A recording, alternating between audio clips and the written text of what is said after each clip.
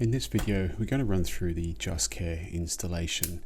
JustCare runs on click once technology, and each computer that you use, you'll need to install JustCare for, and it's installed for each user. So each user will need to install it for their own login.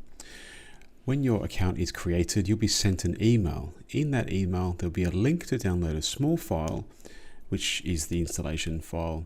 In this example here, we're going to manually get the file from the JustCare website. Web browser here, I'm just going to put the link straight on the URL. Now, in this case here, we're downloading the beta client.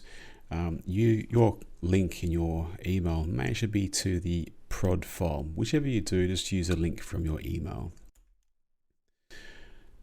That file has now downloaded. We're going to click on that. You may be given a Windows security message. Click on install. A full installation file will download. You'll be shown a Windows protection message. Click on the more info button and then click on run anyway.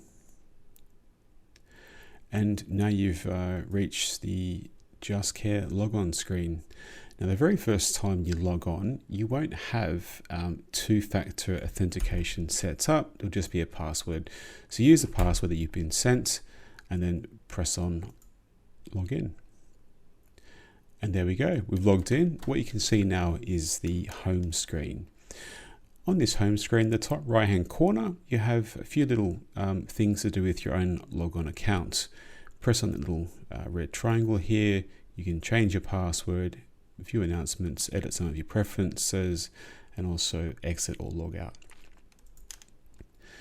The rest of this home screen here is divided up into what's called tiles. The tiles group together similar functions, and depending on your user privileges and permissions, you'll have different functions and different numbers of tiles.